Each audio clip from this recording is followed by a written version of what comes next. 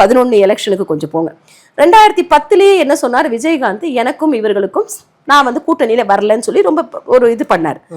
ஆனால் 2011 April election, March மாசம் கூட்டணி வருது, அதிமுகவுடைய கூட்டணி.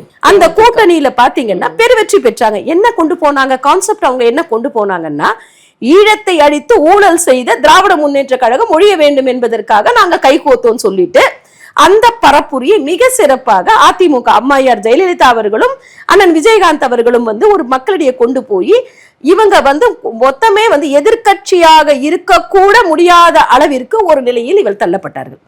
வரலாறு மறக்க முடியாது. இன்னைக்கு இவங்க 1000 பொய் சொன்னாலும் இது நிஜம்.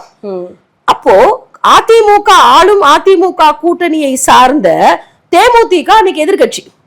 அதிசயமான வரலாறு இதெல்லாம். ஏன்னா ஆளும் கட்சியிலே கூட்டணி எதிர்கட்சியா வந்து உட்கார்ந்தாங்க. புரியுதுங்களா? அப்போ திமுக ஓரம் கட்டப்பட்டது, ஒதுக்கப்பட்டது. அப்போ நீங்க ஒதுக்கப்பட்டு நீங்க வந்து இருந்து இருந்து நீங்க உங்களை வந்து ஒரு தடவையும் உங்களுக்கு 5 வருஷம் 10 வருஷம் கழிச்சு ஒரு வாய்ப்பு கொடுக்குறாங்க மக்கள். அதையும் நீங்கள் அடித்து உங்கள் குடும்பத்தை வளர்ப்ப வேலையை பார்க்கும்பொழுது இனிமேல் கொடுக்க கூடாது என்ற முன்னிலைக்கு மக்கள் வந்து விட்டார்கள். சோ இந்த இப்படி எல்லாம் பார்க்கும்போது இவருடைய பொய் வந்து உடையும். 2 விஷயம் இவங்க சொன்னாங்க. கூட்டணி பலம் இல்லைன்னாங்க, கூட்டணி பலமா இருக்கு. யார் வேணா கூட்டணிக்கு வரலாம், எந்த நிமிடத்தில் வேணாலும் கூட்டணிக்கு வரலாம். அது அதிமுகவை நோக்கி